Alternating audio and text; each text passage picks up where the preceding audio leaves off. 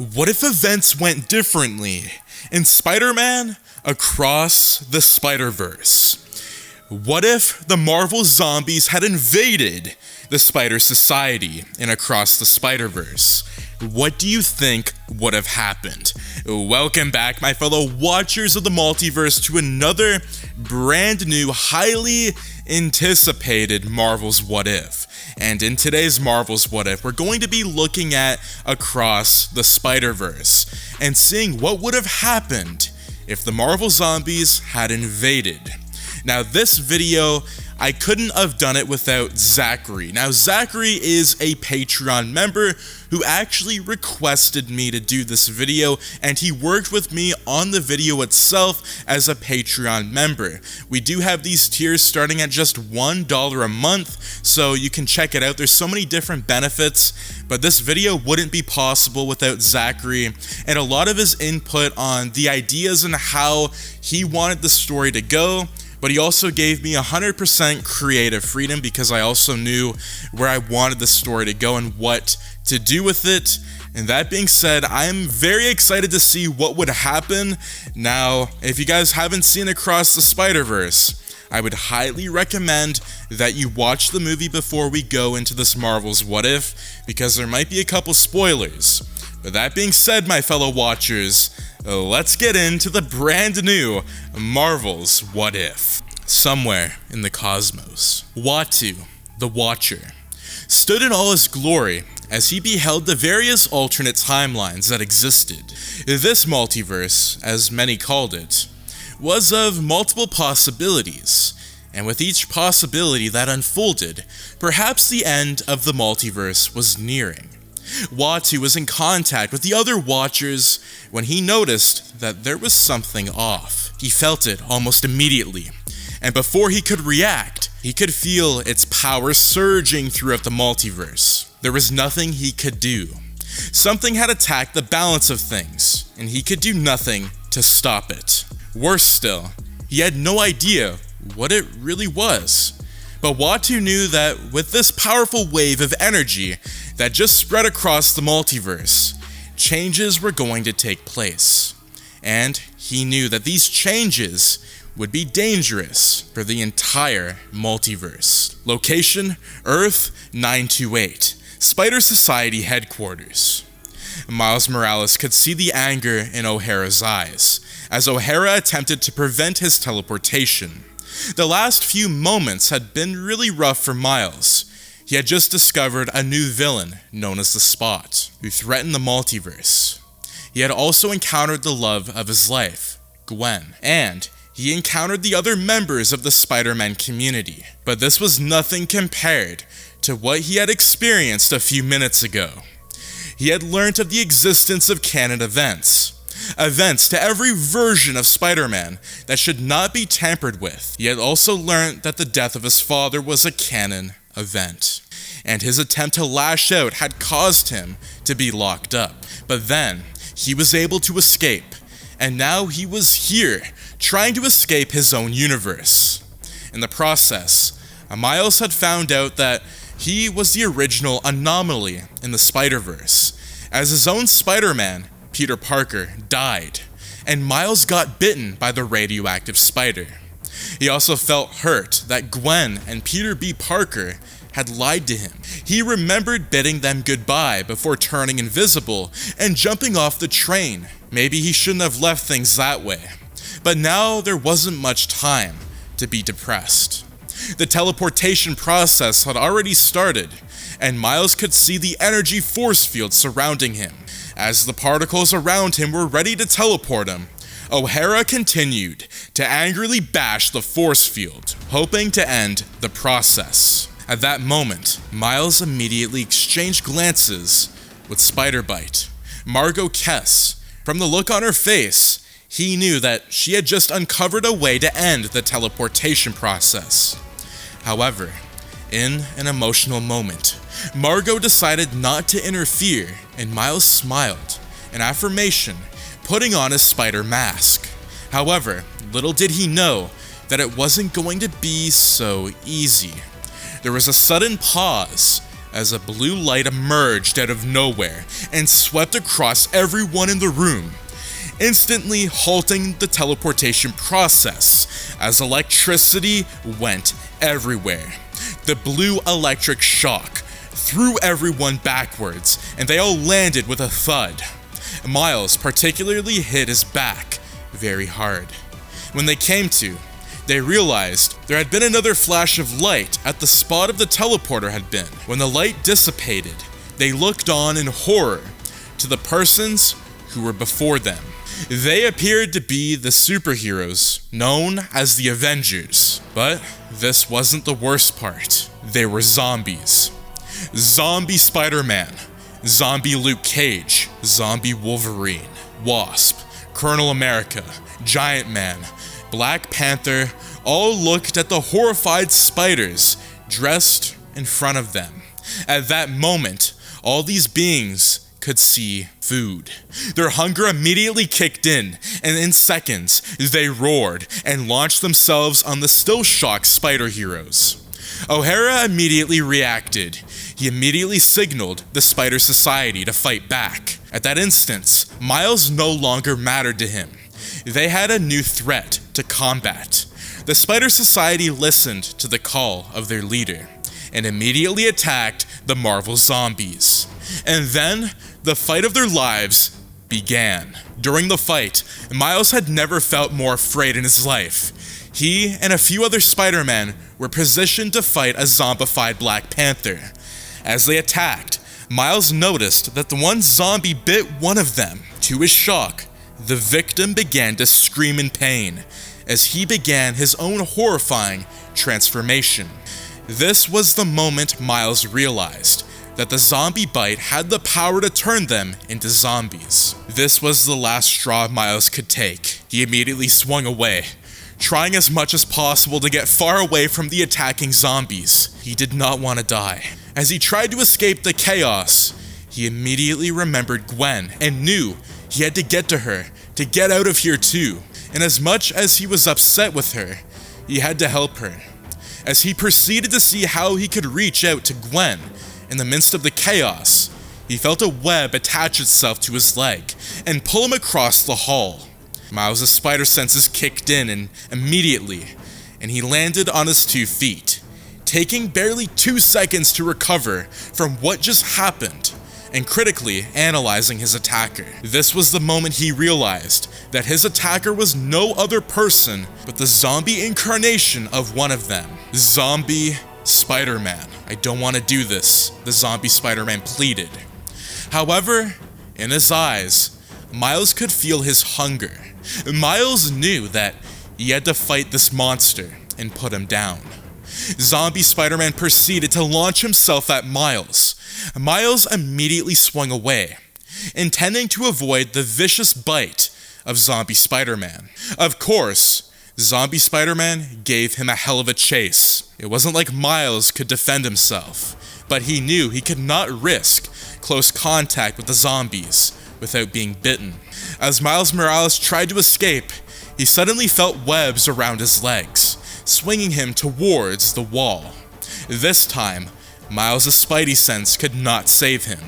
His back landed on the wall with a thud, and he roared in pain. As he struggled to get up, his ears picked up the roaring sound of Zombie Spider-Man as he reached out to consume him. Zombie Spider-Man tried saying that he was teleported from New Wakanda to here, and that he needed help, but Miles did not care. All Miles did was try to escape.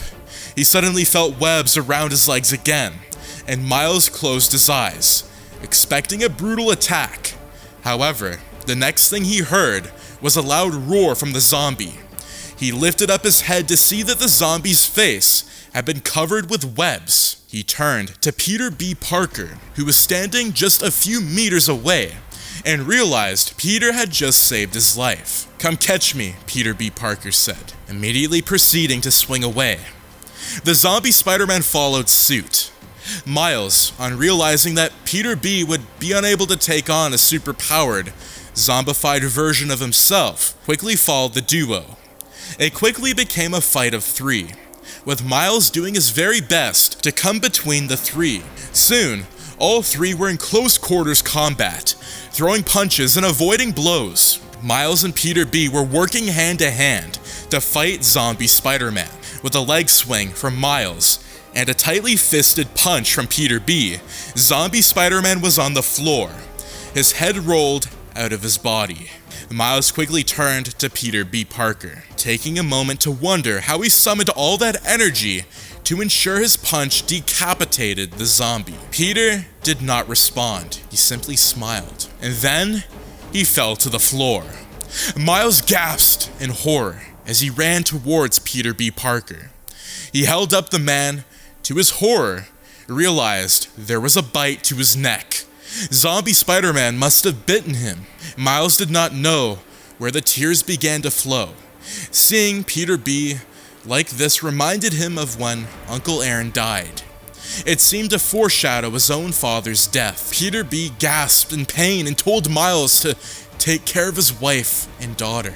Before Miles could respond, he felt an arm grab him from behind.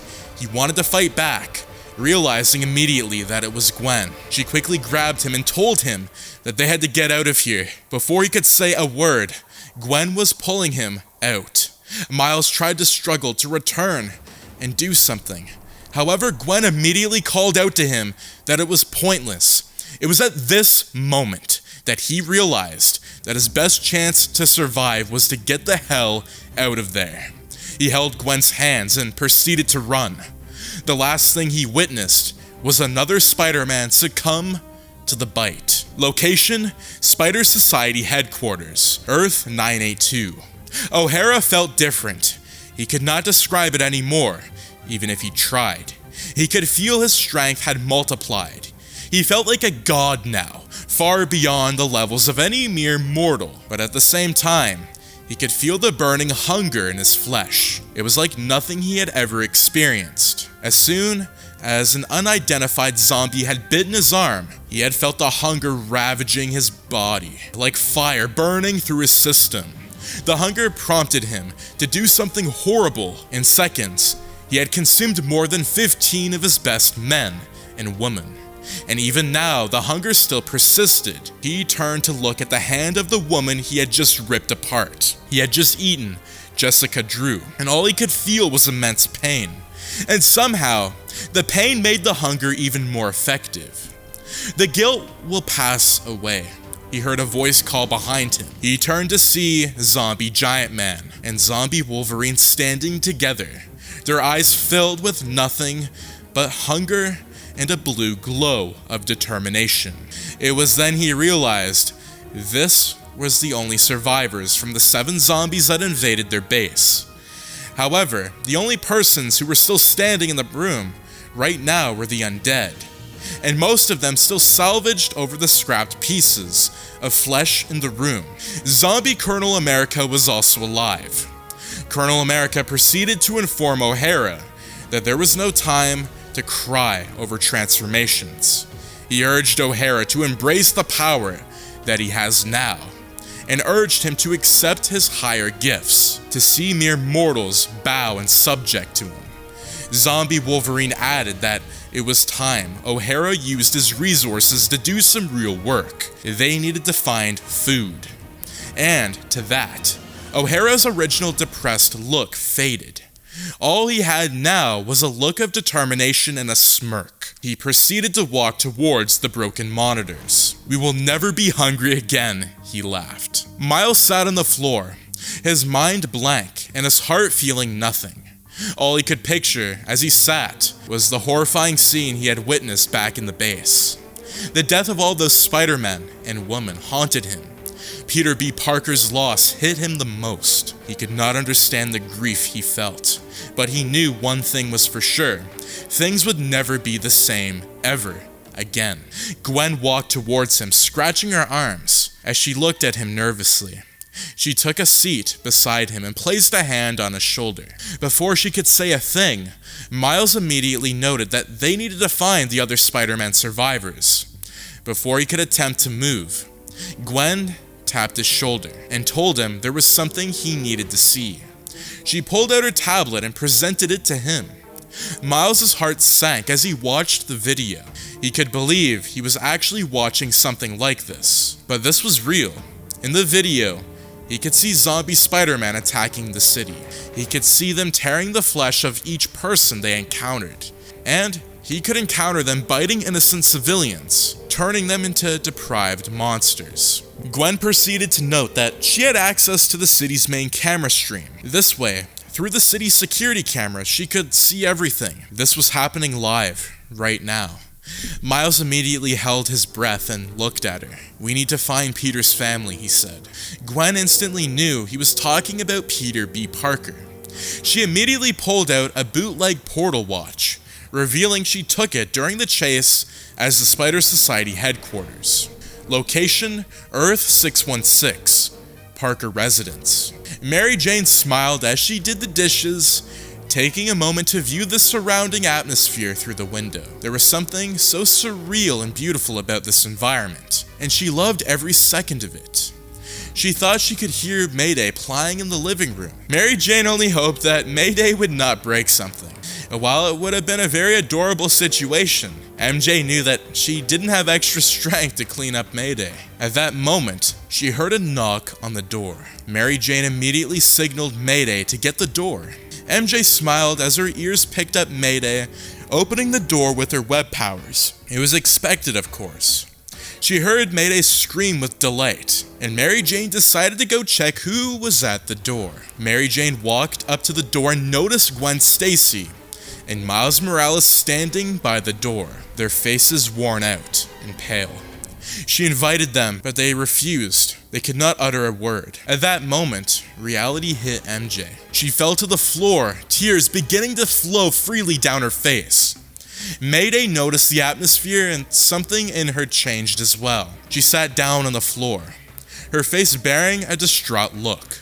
Gwen immediately ran and hugged Mary Jane, while Miles proceeded to move towards the saddened toddler. A few moments later, they were all seated in the living room. Mayday had been put to sleep, and Mary Jane was holding her, crying in the living room. Gwen and Miles sitting next to her, saddened by the entire situation that just occurred. Miles immediately noted that Mayday was in the headquarters with them, and she had even witnessed when he was chased by O'Hara. However, Mary Jane noted that she had been with Mayday for the longest time, and Peter had not carried her on his last shift. Gwen immediately turned and whispered to Miles, stating that she was able to read the blue light that swept them, and it was a sort of temporal wave. The wave must have transported Mayday here and altered the timeline in such a way that it would seem Mayday was never in the Spider Society headquarters today. Miles also wondered if their Earth had been the original destination of these zombie figures. Gwen noted that it may not have been. Perhaps the temporal wave had caused them to be displaced from their destination and they landed here. But what brought this wave? Miles turned to Mary Jane and noted that he was sorry for her loss. However, Miles also told her that the last thing Peter was thinking about was her and little Mayday. Something was about how Miles said it made MJ smile. Suddenly, Miles felt a tingle. At that moment, he jumped and pushed Mary Jane out of the way. The roof immediately broke open as a zombie fell into the room. Miles immediately screamed how the zombies got there. Gwen immediately noted that the zombies were in a facility that allowed multiversal travel. Of course, they would be able to get the zombies to this Earth. Gwen immediately tapped her bootleg portal and opened a portal, in which she, Mary Jane, jumped in. Miles quickly turned to attack the zombie with the venom blast, noting to his surprise that the blast killed the zombie. He jumped into the portal too. Location: Earth 928, Spider Society headquarters. O'Hara manipulated a few more buttons on the console, opening another portal. He turned to the two of his zombie Spider-Men, and they jumped into the portal. Zombie Colonel America and Zombie Wolverine stood by him. Colonel America immediately noted that he was attacking several universes at once. it was preferred that they started slow, one universe at a time. However, O'Hara noted that his hunger knew no bounds. Neither did the hunger of his Spidey zombies. And now, he was going to make sure he and his new family would never go hungry again. It was at this moment that zombie Colonel America realized O'Hara was sending zombies to the universes that had Spider-Man. Not only was he looking at a way of satisfying his newfound hunger, he was also trying to build a sort of family, an army to replace the ones he just consumed. Colonel America proceeded to speak, but O'Hara responded by swiping his hand swiftly. In seconds, the zombie Colonel America's head was rolling on the floor. O'Hara turned to Zombie Wolverine and asked if he had any suggestions too. Zombie Wolverine responded by smiling, using his feet to smash into Zombie Colonel America, decapitating his head. "Now, we bring the war to them," O'Hara said. Watu, the Watcher, could see the havoc the zombies were doing on each universe they encountered. As they stepped into each universe, he could see that universe falling into destruction already. He could not interfere. Even if he wanted to, he knew that he couldn't. Location, Earth 120703, Stacy residence. Gwen Stacy of this universe looked in horror at her television set. Her father, Captain Stacy, was beside her, holding her tight as they held their breath. They were watching the news at this point, and what they saw broke their spirits. For on the television screen, they could see their beloved Spider-Man devouring the lizard. Location 96283. The screams were louder than Peter Parker could understand. He could hear people gasping and screaming from every direction, and they ran for their lives. He did not bother to look up, to see where they were running to, or why they were running away. All he was concerned about was the flesh he was consuming. At that moment, his senses returned and he looked at the body he was eating up. It was then he realized he had been eating Uncle Ben all along. And to this, Peter Parker screamed in agony. More Spider-Man zombies attacking the innocent civilians in the vicinity. Location, Earth 42. Unknown location. Miles was seated in this dark house. Gwen had transported all of them here in a frenzy. She had not properly even checked the Earth if they were running too, but from her calculations, this Earth would be safe. It would be a hiding zone for now. "How bad is it?" Miles asked when Gwen checked her device. Gwen simply responded by shaking her head. Miles immediately signed and sat down. Mary Jane was at the corner, holding a sleepy Mayday. "We're doomed," Miles signed. That is going to be part 1 of What If Spider-Man Across the Spider-Verse had the Marvel Zombies. What if the Marvel Zombies had teleported after New Wakanda to the Spider Society and invaded that universe? Now, I do want to say the entire multiverse would be collapsing at this point. Canon events would be disrupted, meaning that there would be incursions, entire universes, infinity amount of universes are actually dying at every moment that these zombies are going into, these universes and, destroying events. And I do want to say there was a little Easter egg with, the lizard being eaten by Spider-Man, and that was actually Andrew Garfield's Spider-Man from the first movie, and then we had Tobey Maguire's Peter Parker eating Uncle Ben after the wrestling match. And so some of these little plot points were actually inspired by Zachary, the Patreon member that we have. He's a great person. We're actually going to be doing a podcast shortly. Episode 1 should be coming soon, but I do want to say, if it wasn't for him, this video probably wouldn't have happened the way that it did. But I do want to say from the very beginning, I really had, 2149 Spider-Man, a variant, going into the Spider Society and really, changing events. Although this version of, Zombie Spider-Man does not affect any of my Marvel Zombies Revenge storyline. That in itself is its own thing. But I do want to say this was a very fun story to write.